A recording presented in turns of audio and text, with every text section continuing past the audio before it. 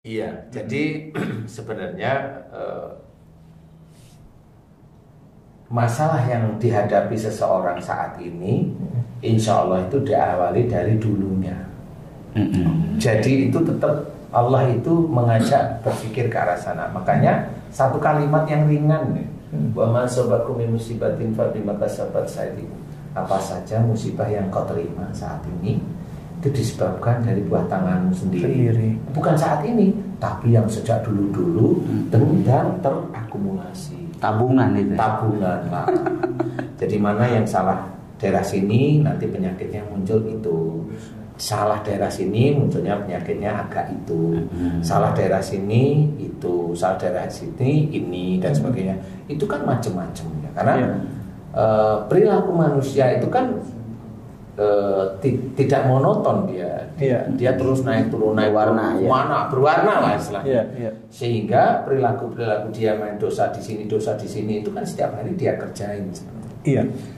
Termasuk adalah pertengkaran dalam rumah tangga. Kalau pertengkaran di dalam rumah tangga ini memang yang harus kita pikirkan adalah bagaimana kok saat ini rumah tangga itu kok selalu bertengkar. Kalau saya tidak melihat saat ininya. Kalau saya melihat malah nggak lihat di saat ini. Saat ini hanya berita biasa. Tapi kalau kamu mau selesai harus lihat masa lalu. Karena orang disuruh oleh Allah Ta'ala tobat itu bukan karena salah sekarang, karena masa lalunya juga banyak dosa.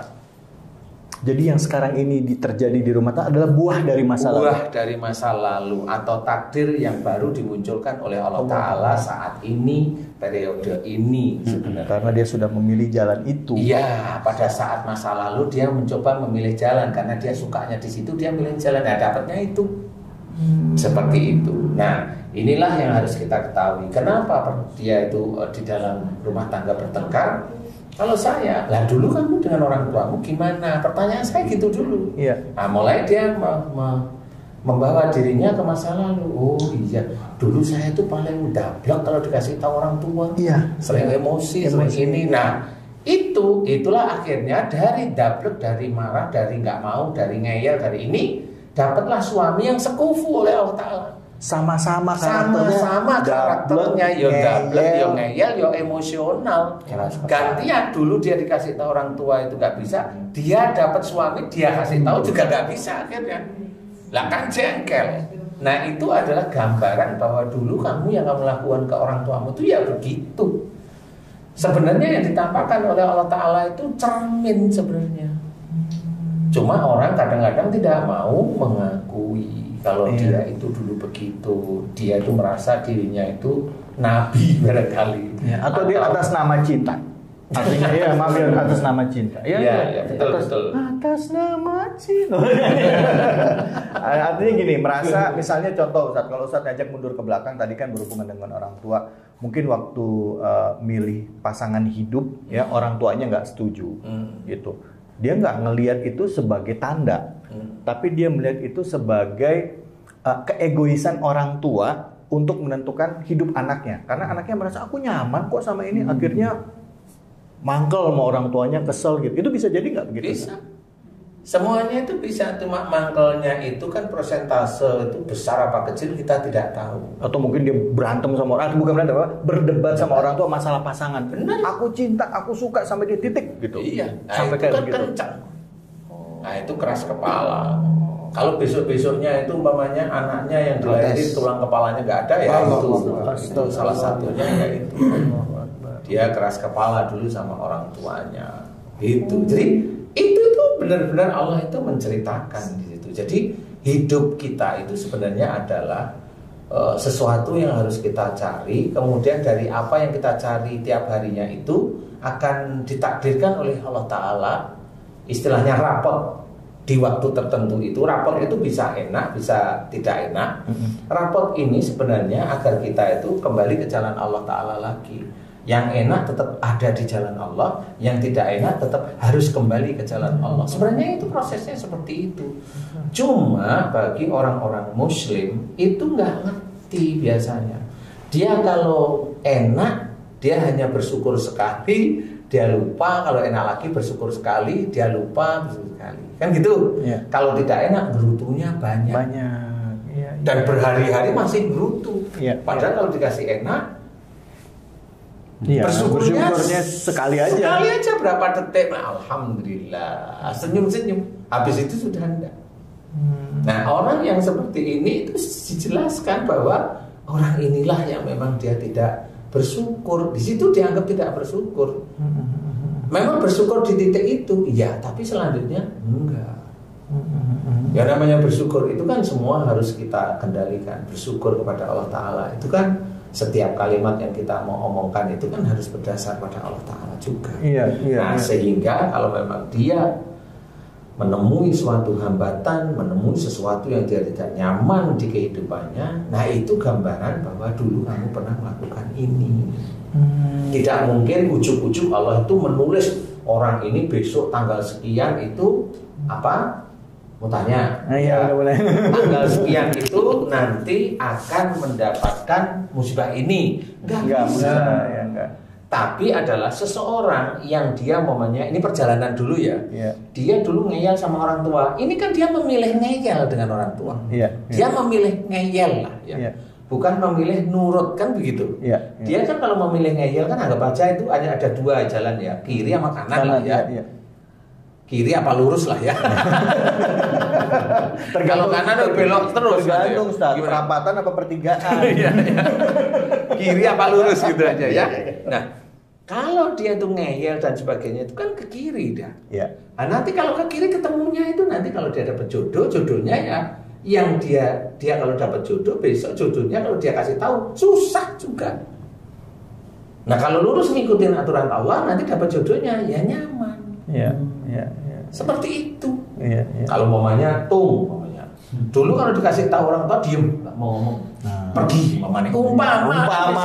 Umpama loh Pak. Umpama Pak. Lah kalau dia dapat jodoh gimana? Bapak masih mikir. Saya bercanda Bapak masih mikir. Bapak masih Kata beliau bukan umpama, gua banget.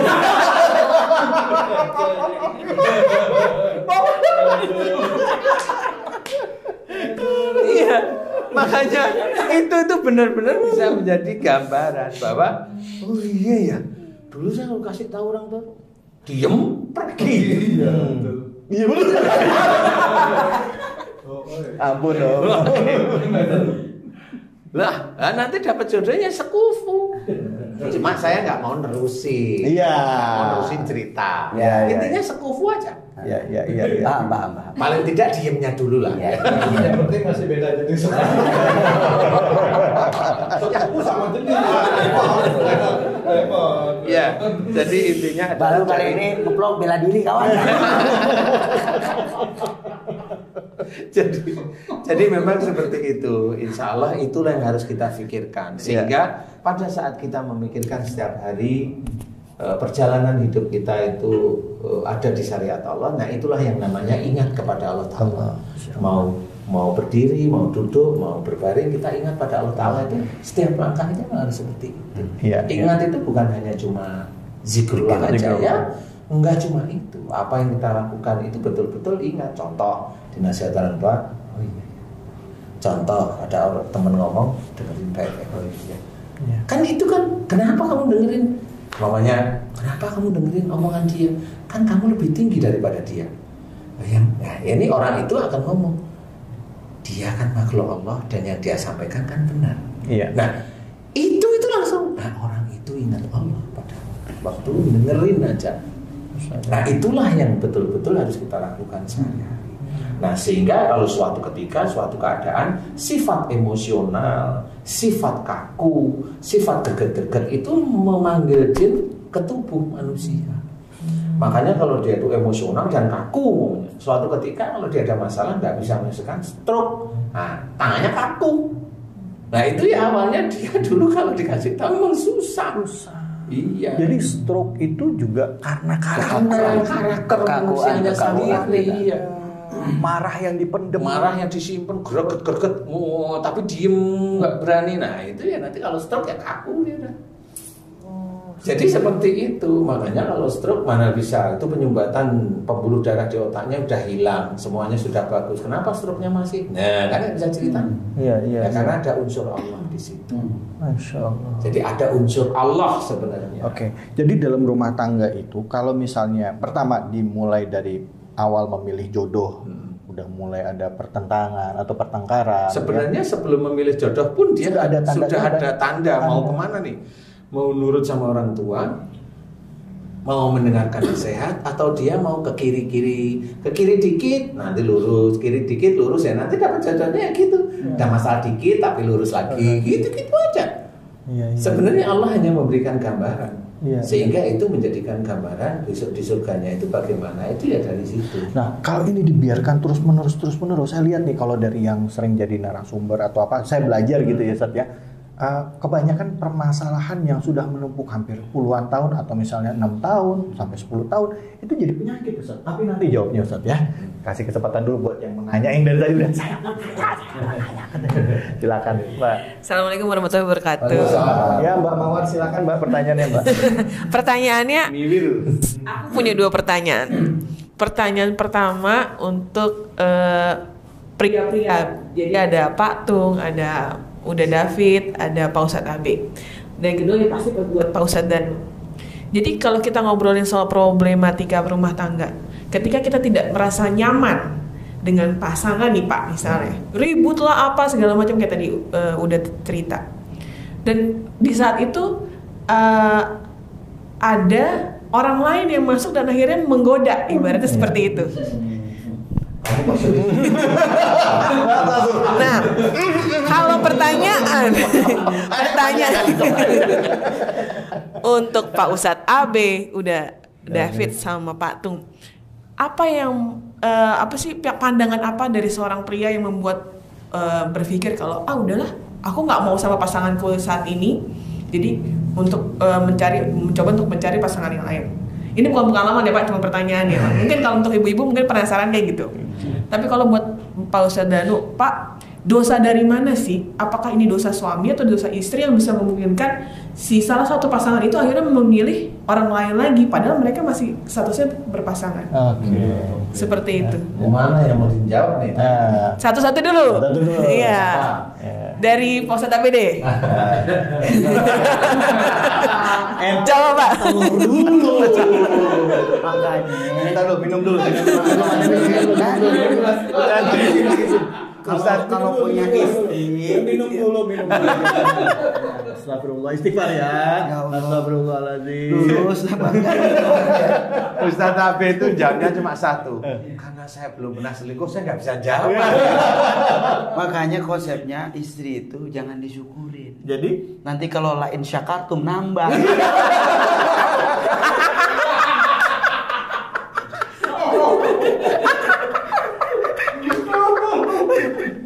Jangan lain syakartum. Bener loh ini loh. Ini loh. Kata dia syukurin, saya syukurnya istri nambah lagi. Nambah gimana? Ayo. Jadi kalau nggak disyukurin ya apain? Jadi lebih kepada rasa saling memiliki tanggung jawab. Iya. Bahwa idzan nador tasyarrotka. Jadi agama itu ngajarin manakala suami pengen setia, jadilah istri yang tampil menyejukkan. Iya. Jangan ciptakan surga di luar, tapi ciptakan surga di dalam rumah. Nah, Patung.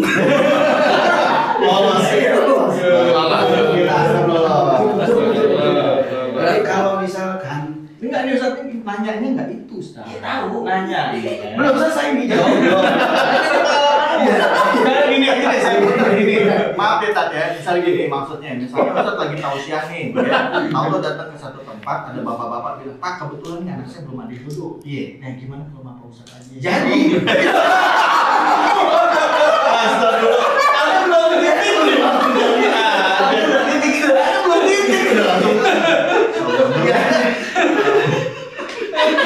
Ini kan cakep itu pertanyaan keren. Sebenarnya itu pertanyaan yang dirasakan. Jadi emang artinya gini, kalau ini kan Di mana ada masalah nih, ada masalah nih, ya tidak kan? masuk. Jadi jangan dulu disalahkan suami, jangan. Kita juga yang jadi istri kudu introspeksi. Jangan sampai si suami ini menciptakan surga di luar, tidak menciptakan surga di dalam, kayak layangan pegat gitu. Pegat, gitu kan? Kenapa? Berarti harus ada perbaikan. Suami mau dinasihati, istri juga mau perbaikan. Ya kan, nggak langsung menyalahkan kesalahan satu pihak, belum tentu. Boleh jadi ada kesalahan di antara kedua belah pihak. Sehingga tadi guru benar dari awal pertama tadi. Udah banyak perbedaan ini. Ini sebenarnya saya bukan cerita. Jadi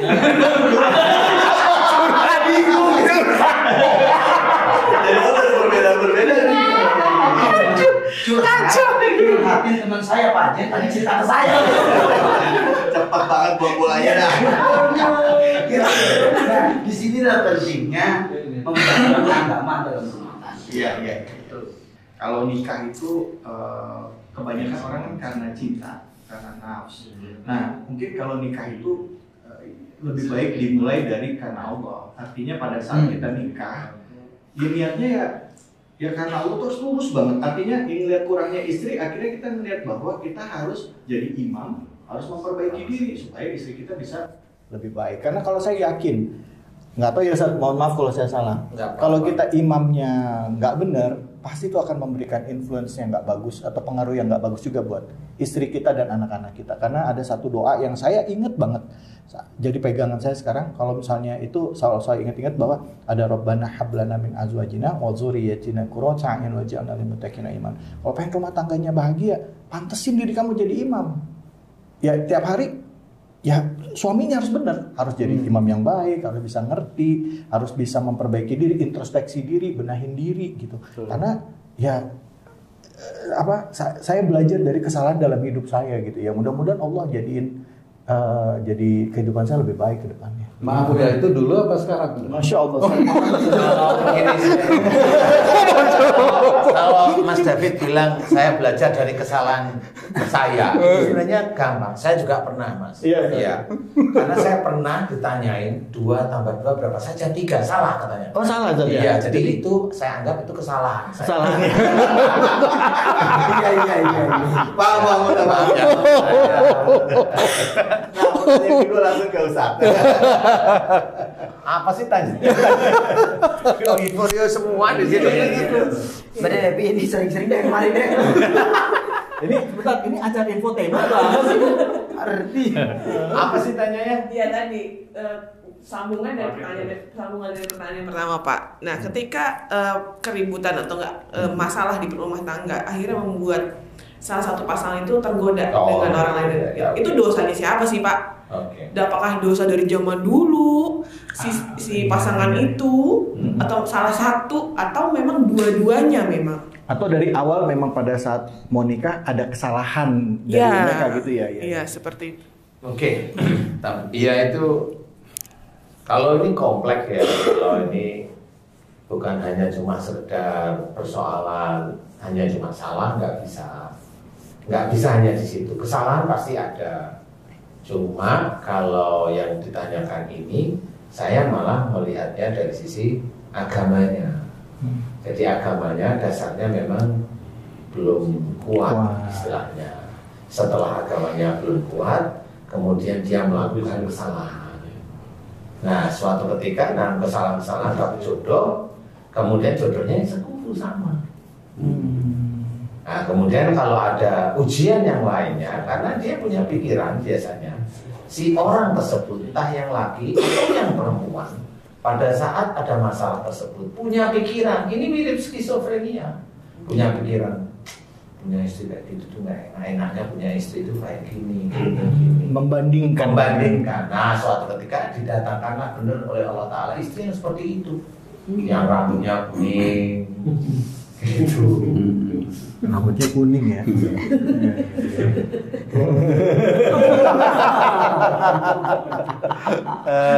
Setiap pagi ada yang rambutnya kuning. Wenda.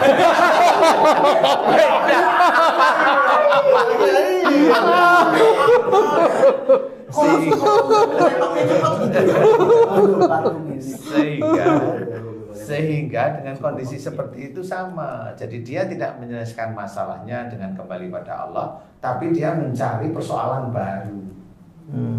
Kan seperti itu. Makanya itu mirip skizofrenia, hanya punya keinginan, cuma dia tidak ada marah yang terlalu berat, tapi dia hanya membandingkan aja kalau saya ini gimana. Kalau dalam bahasa pergaulan atau sehari-hari, umumnya dibilang ini ada terjadi perselingkuhan.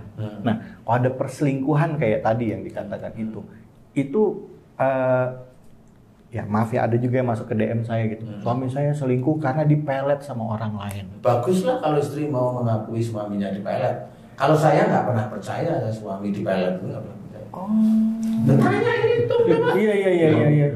Kenapa Ustadz kok nggak percaya suami dipelet? Lah, wong yang biasanya suka laki-laki kok laki-laki dipelet itu dari mana? Kita itu buaya, masa mau dikadang?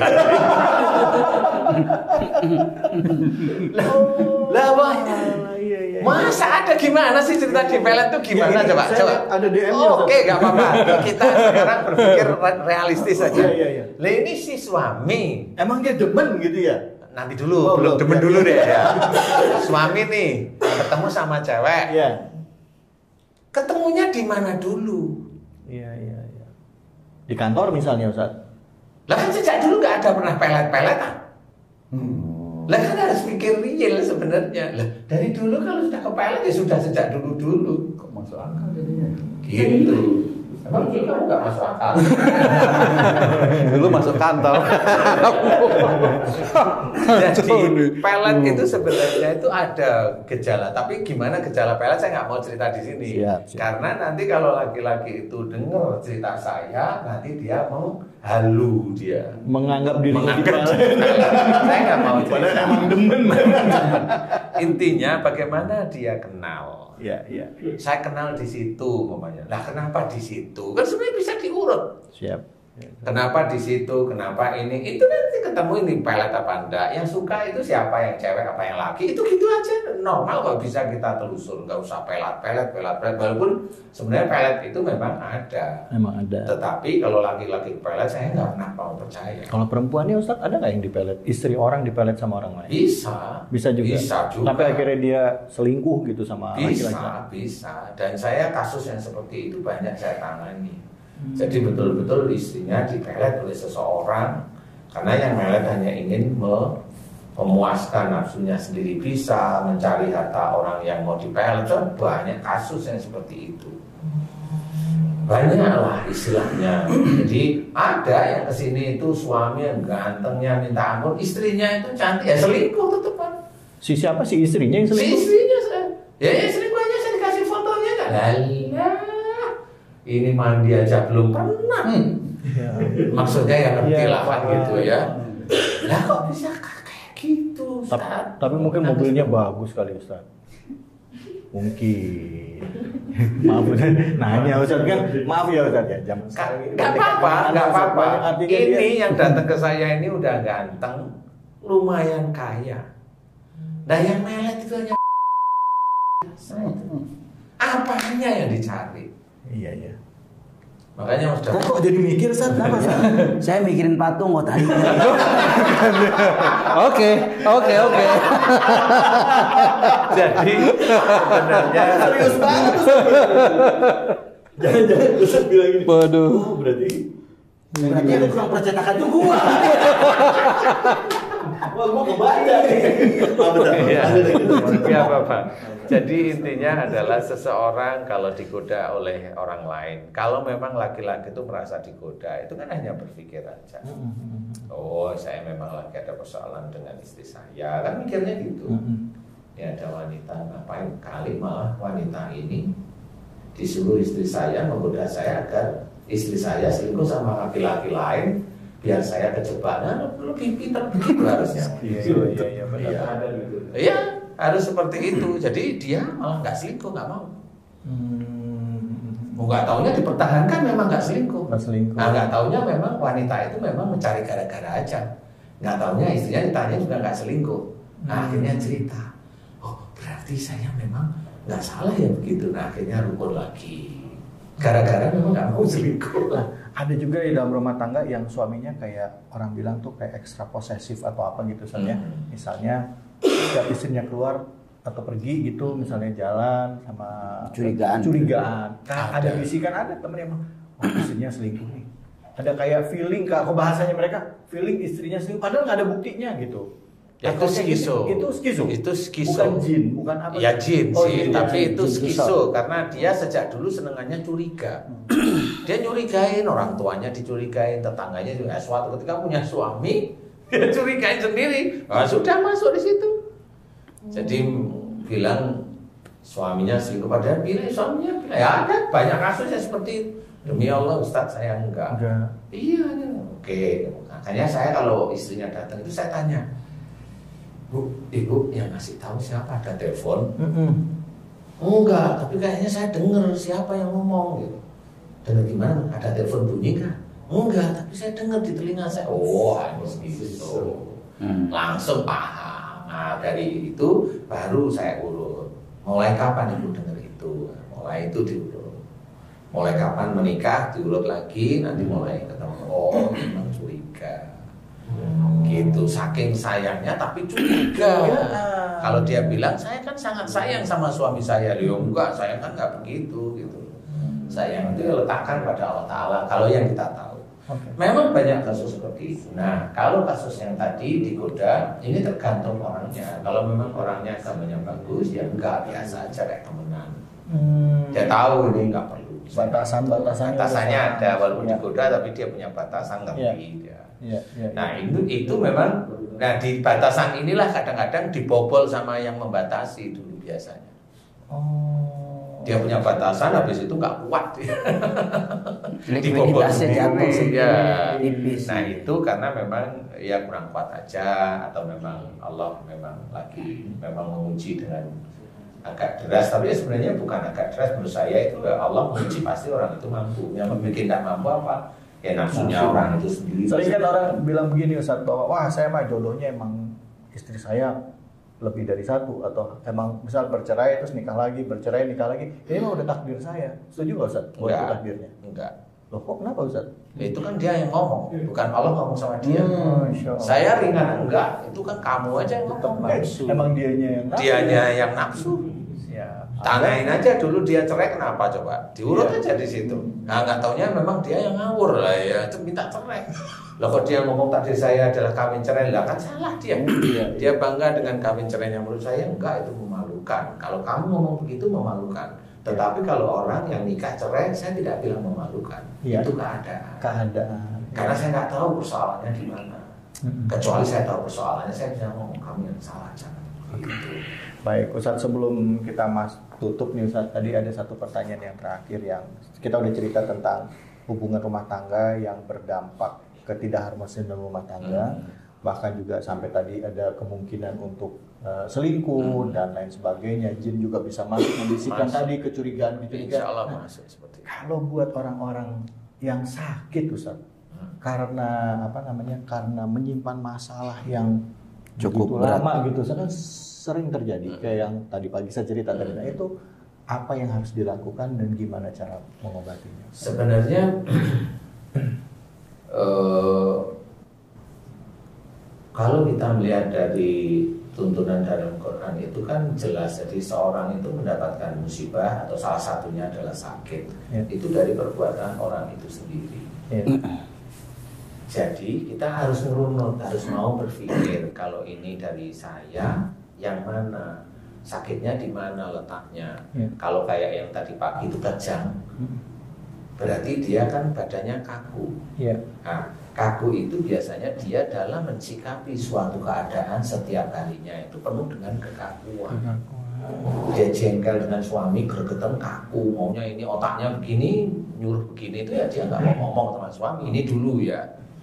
Sehingga jin yang punya sifat kaku itulah dia akan mengunci di seluruh tubuhnya. Nah di situ juga ada juga ilmu, ada juga amalan, ada juga macam-macam di situ, ada sihir, ada macam-macam. Jadi di situ kan bertempur semuanya jadi satu dan saling mengunci. Dan saling mengunci memang. Jadi kalau mamanya tadi pagi itu Ya memang ini orang mikirnya ini kejam. Kalau saya lihat dari raut muka ini bukan kejam. Ini ada jin yang mau menjadikan orang ini kejam sebenarnya. Jadi dia masuk dikit sudah kejam. Dan biasanya kalau kayak gitu kan, biasanya kalau kejam atau apa gitu, itu bukan diri dia gitu ya. Ini bisa komunikasi dan dia gitu ngomong, bisa jawab pertanyaan dengan baik dan dia tahu diri dia. Sepertinya dia sadar dengan keberadaan dia. Itu karena emosinya dia tadi itu yang keras, sifatnya dia yang keras, yang itu bisa kaku menyebabkan kaku itu. Ya kaku itu. Makanya pada waktu dia dikasih pemahaman sebentar langsung jangan kaku, jangan emosional kalau ada persoalan dengan suami, pikiran baik-baik, jangan greget-greget, jangan kaku dan sebagainya. Pokoknya begitulah ya. Kemudian ya luluh. Nah, karena dia paham. Sehingga jin yang memang mempunyai sifat kaku ini dia mereda. Dan kalau dia paham mau berubah, dia langsung keluar. Otomatis kalau dia mau berubah aja, niat mau berubah aja keluar. Sebenarnya itu kan dari niat ya. Jadi apa tergantung Allah, itu tergantung niat. Tapi niat ini ya betul-betul nantinya.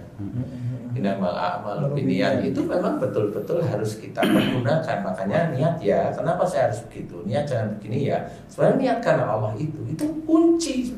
Sama. Kalau baca Quran niatnya satu ya lillahi ta'ala. Itu saya mengajak. Karena nanti kalau otak dia itu mau baca ini, mau ini, baca ini, maunya ini, faedahnya begini, faedahnya aja semuanya cari. Padahal kalau dilihat artinya ya nggak terlalu berhubungan. Padahal kalau dilihat ini petunjuk. Faedah itu kalau memang betul-betul dikerjakan dari petunjuk tersebut, baru faedahnya itu ada. Amal solehnya ada dan sebagainya. Nah itulah yang kita pergunakan untuk agar Allah itu bisa mengabulkan doa-doa kita. Sebenarnya dari situ. Tapi kalau kita hanya membaca saja, ya itu hanya dapat pahala membaca. Padahal kalau pahala membaca itu kita ucup, kita lihat, selesai. Lu nggak dapat apa-apa. Orang baca itu bukan untuk Allah kok. Ya iya. Kesombongan untuk dirinya, dia mencari dunianya itu kan nggak boleh sebenarnya. Kalau Allah menyuruhnya nggak boleh. Boleh berdoa. Ya Allah, aku mau padamu, berikanlah aku rezeki yang besar ya Allah. Boleh, tapi ada buntutnya. Untuk meningkatkan iman dan ketakwaanku kepadamu. Boleh. Kalau saya, boleh. Pintar untuk orang itu. Saya bilang itu pintar. Tapi kalau ya Allah berikan aku kerajaan seperti Nabi Sulaiman itu ngarang itu. Itu menurut saya ngarang. Apalagi doa Nabi Sulaiman dibaca ya. Sama dia ya. Lah iya, dan kalau saya harus melihat dulu, jangan takabur, iman kita itu di mana, kan harus dilihat dulu. Nah sehingga titik-titik tertentu seperti yang tadi pagi itu menandakan bahwa orang ini memang kaku. Kalau udah jengkel sama orang tuanya kaku, nggak mau ngomong dan itu. Nah itu akhirnya mengunci seluruh tubuhnya. Nah kalau memang dia mau, kemudian ya selesai. Habis itu kakunya lemes. Kalau kayak gitu didiamkan terus-menerus bisa stroke kan? Bisa atau gimana gitu? Walau alam ya, tapi bisa aja ya, bisa aja. Oke, terakhir sebelum Ustadz kesimpulan, apa saya sering lihat kenapa kok yang sering ngalamin itu perempuan? Emang laki-laki nggak ada yang ngalamin begitu, Ustadz? Ada sih. Ada ya? Ada, cuma laki-laki itu banyak gengsinya. Oh, lah ya itu. Iya. Kalau yang nggak gengsi itu laki-laki yang hebat menurut saya. Iya. Karena kan dia nggak mau anu. Padahal indah. Iya. Padahal ada ilmu yang ada di situ. Sebenarnya coba kita lihat ilmu yang membahas tentang jin yang betul-betul bisa dipraktekkan dengan nyata itu di mana sih? Kalau cuma teori banyak. Ya. Tapi yang betul-betul dipraktekkan dan alhamdulillah diizinkan oleh Allah Ta'ala selesai. Kan itu kuncinya. Iya. Jadi jangan cuma cerita jin yang tidak bisa dipraktekkan dan ngomporinya selesai, padahal itu belum pernah dipraktekkan pun nggak pernah berhasil. Walaupun yang mempraktekkan jutaan manusia muslim nggak pernah berhasil. Lah kenapa? Emang nggak bisa dipraktekin. Maaf Ustaz, tadi kan bicara muslim. Emang agama lain bebas dari itu atau semua agama juga bisa kena penyakit seperti itu, Ustaz? Ya kita kan muslim. Kalau orang agama lain mau dengerin, alhamdulillah. Soalnya ada yang nanya begitu, Ustaz, kenapa nih kok soal dibahasnya orang muslim terus emang agama lain enggak gitu. Kayaknya agama Muslim berarti begini dong. Ustadz Danuri menyudutkan agama Islam. Saya bilang enggak juga gitu. Makanya nih mumpung lagi ada di sini bisa sebenarnya bukan menyudutkan agama Islam, dia aja yang tersinggung. Lah kita kan Muslim. Lah mau ngomongin apa? Jadi kita ngomongnya hanya koridor kita yang. Lah iya. Kalau mau tanyain kenapa bukan orang Kristen? Lah saya belum pernah baca bukunya. Lah ngomong apa saya? Malah disalah-salahin nanti saya. Hah? Mau ngomong apa juga? Lah kan ngomong apa adanya. Lah kita kan Muslim kan gitu. Lah yang terjadi memang Muslim lah, yang terjadi di depan kamera itu ada sih memang yang non Muslim, tetapi kan nggak banyak. Yang datang juga nggak banyak. Nggak banyak. Kalau di klinik saya ada yang non Muslim, nah, saya selesaikan menurut Muslim, tapi beliau paham, sembuh nggak? Ya alhamdulillah sembuh. Kan begitu. Jadi nggak usah tersinggung kalau dibilang Muslim kok singgung gimana sih? Nanti bilang kamu Muslim malah baca Quran, marah dia. Kan salah saya tadi. Salah. Kan tinggal ngomong lah, kan bener lah, ya emang bener kan gitu. Bener. Siap. Oke, jadi akhirnya clear nih ya bahwa nggak ada yang namanya permasalahan dihadapi hidup itu tidak lihat jenis kelamin, nggak lihat agama ya, apalagi dalam rumah tangga ya Ustadz ya tadi ya, kembali lagi ke rumah tangga bahwa dalam rumah tangga itu dari awalnya rurutan langkah yang kita pilih itu yang akan menentukan kita takdir kita ke depannya. Iya, insya Allah seperti itu. Oke, kesimpulan Ustadz, silakan Ustadz. Yang mana kesimpulan? Semuanya. Kesimpulan untuk semuanya ya teman-teman beriman, sedulur beriman, ya manusia seperti kita ini, manusia Muslim seperti kita ini masih banyak kekurangan, masih banyak kesalahan di hadapan Allah Taala. Jadi belajarlah untuk kita bisa mengkoreksi, karena kalau nggak kita mengkoreksi, mau siapa lagi? Kalaupun kita itu andalkan, kalau kita itu sering baca sholawat atas Nabi, yang kita hanya mengandalkan besok itu di akhirat itu kita mendapatkan syafaat Nabi juga kita nggak ngerti sebenarnya. Apakah kita memang sudah termasuk orang yang akan mendapatkan syafaat? Itu hanya Allah Ta'ala. Jadi intinya adalah kuatkan keimanan kita kepada Allah Ta'ala, belajar yang benar-benar. Islam riye, Islam itu insya Allah. Jadi kalau Islam itu masih goib, enggak, Islam itu real. Nah, realnya inilah yang menjadikan kita lebih kuat kepada Allah Ta'ala, lebih kuat untuk lebih melakukan perbuatan-perbuatan takwa. Nah, dari sanalah mudah-mudahan nanti kita akan dimudahkan di dunia dan akhirat insya Allah. Intinya adalah kuatkan tauhid, tambahkan ketakwaan pada Allah Ta'ala, terus belajar untuk mengimani Allah. Setiap saat kita ada Allahnya, yang kita lakukan ada Allahnya. Belajar menguatkan iman kepada malaikat. Ingat, malaikat ada di kiri kita yang nggak bisa disogok dengan uang 5 juta, itu nggak bisa. Apalagi cuma 2,5 juta, itu nggak bisa. Jadi jangan berpikir kita itu punya pikiran nyogok malaikat, tidak bisa. Malaikat hanya patuh pada Allah. Iman kuatkan kepada malaikat juga, bahwa kita diawasi oleh malaikat adil. Jangan merasa bangga ada rokib. Kemudian kuatkan iman kita kepada Rasul, yaitu dengan mengerjakan apa yang dikerjakan atau sunnah-sunnah Rasul. Kuatkan iman kita kepada Al-Quran sebagai kitabullah, karena dengan membaca Quran, memahami artinya, kita bisa mengerjakan. Kuatkan iman kita terhadap takdir Allah. Apa yang terjadi pada kita itu sudah diizinkan oleh Allah Ta'ala. Jangan menggerutu kalau tidak enak. Jangan merasa bahagia kalau dikasih takdir yang enak. Semua takdir enak, tidak enak itu ujian dari Allah Ta'ala untuk kita, dan harus kita terima. Dan yang jelas, yang paling penting juga adalah iman kepada akhirat. Mau masuk mana kita besok di akhirat. Itu yang menurut saya harus diperjuangkan di kehidupan kita di luar kita mengerjakan sholat, puasa, zakat, haji seperti itu. Nah, mudah-mudahan kita diizinkan, diberi petunjuk dan diberi hidayah oleh Allah Taala. Amin. Amin. Insyaallah ya Allah.